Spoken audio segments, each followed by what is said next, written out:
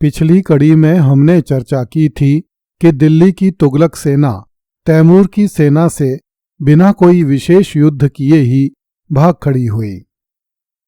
इस कारण तैमूर लंग ने बड़ी आसानी से दिल्ली पर अधिकार कर लिया, किंतु उसकी सेना को दिल्ली से लेकर मेरठ, तुगलक नगर एवं हरिद्वार आदि अनेक स्थानों पर स्थानीय हिंदुओं का सशस्त्र विरोध झेलना पड़ा, जिसमें कई लाख हिंदू मारे गए। इनमें सैनिक एवं असैनिक दोनों ही प्रकार के हिंदू सम्मिलित थे। यद्यपि कई लाख की संख्या बड़ी लगती है, किंतु विभिन्न लेखकों द्वारा दिए गए विवरणों से यह संख्या सही प्रतीत होती है। 15 जनवरी 1399 को तैमूर की सेना ने शिवालिक के पहाड़ी क्षेत्र में प्रवेश किया। इस पहाड़ी प्रदेश में सर्वप्रथम राय बहरोज ने मुस्लिम सेना का प्रतिरोध किया। तैमूर लंग एवं हिंदुओं के बीच हुए युद्धों का वर्णन मुल्फुजात-ए-तोमूरी नामक ग्रंथ में विस्तार से मिलता है। यद्यपि कुछ लोग अबू तालिब हुसैनी को मुल्फुजात-ए-तोमूरी का लेखक मानते हैं, किंतु इस ग्रंथ को आत्मकथा की शैली में लिखा गया है, जिसमें दिए गए तथ्यों के आधार पर ऐसा लगता है कि इस ग्रंथ का मूल लेखक तैमूर लंग स्वयं था। यह ठीक वैसा ही ग्रंथ प्रतीत होता है जैसा कि बाबर द्वारा लिखित तुजुक-ए-बाबरी अथवा बाबरनामा। मुल्फुजात-ए-तोमूरी के अनुसार राय बहरोज के पास बड़ी सेना थी। इस क्षेत्र में ऊंची, तंग तथा दृढ़ घाटियां थीं।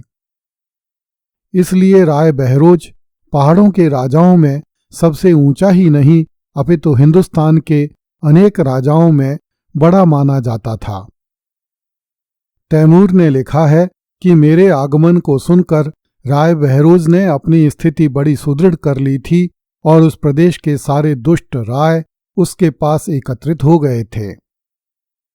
इन आदमियों को अपने सैनिकों, घाटियों एवं स्थानों का बड़ा अभिमान था। इसलिए राय बहरोज अचल रहा और उसने लड़ने का निर्णय किया। 19 जनवरी 1399 को तैमूर लंग एवं बहरोज की सेनाओं के बीच संघर्ष हुआ। मुल्फुजात-ए-तोमूरी में लिखा है कि शैतान जैसे हिंदू लोग घात करने के लिए छिपे हुए थे। उन्होंने मेरे सैनिकों पर आक्रमण किया, परंतु मेरे सैनिकों ने बाणों की वर्षा करके उनसे बदला लिया और तलवारें निकालकर उन पर टूट पड़े। मेरे सैनिक रास्ता चीरते हुए घाटी में पहुंच गए। वहां उनकी हिंदुओं से डटकर लड़ाई हुई। वीरतापूर्वक लड़ते हुए मेरे सैनिकों ने तलवारों, चाकुओं और खंजरों से शत्रुओं का वध किया। इतने लोग मारे गए कि रक्त की धाराएं बहने लगीं। मुस्लिम सैनिकों ने हिंदू स्त्रियों एवं बच्चों को बंदी बनाने के अतिरिक्त लूट का काफी माल एकत्रित किया। 24 जनवरी 1399 को तैमूर लंग शिवालिक एवं कोका पर्वत के मध्य में पहुंचा। यहां पर राय रतन सेन के नेतृत्व में हिंदुओं ने तैमूर लंग की सेना का मार्ग रोका।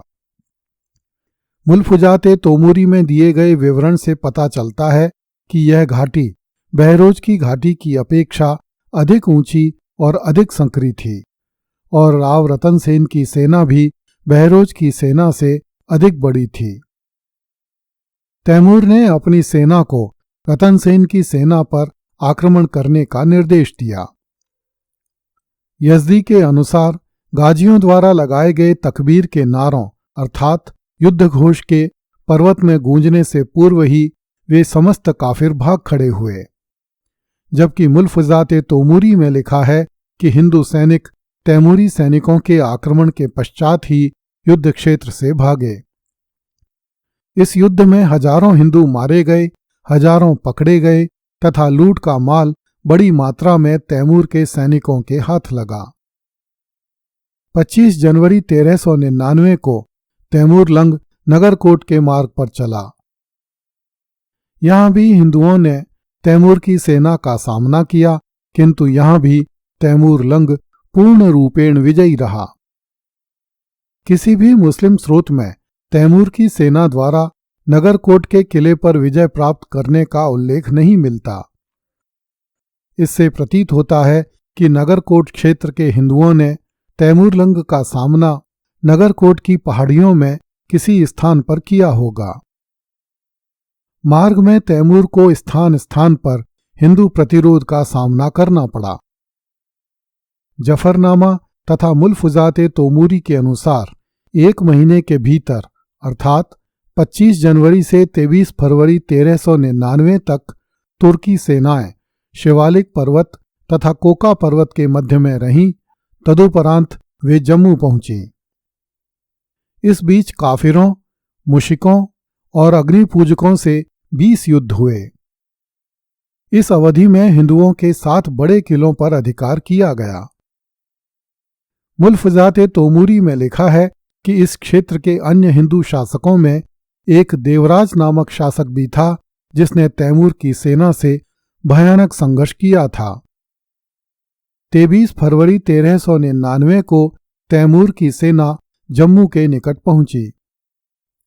इस क्षेत्र के हिंदुओं ने अपने परिवार के सदस्यों को अग्निदेव को सौंप दिया तथा स्वयं तैमूर से लड़ने के लिए आए। अंततः 27 फरवरी 1399 को तैमूर की सेना जम्मू में घुस गई।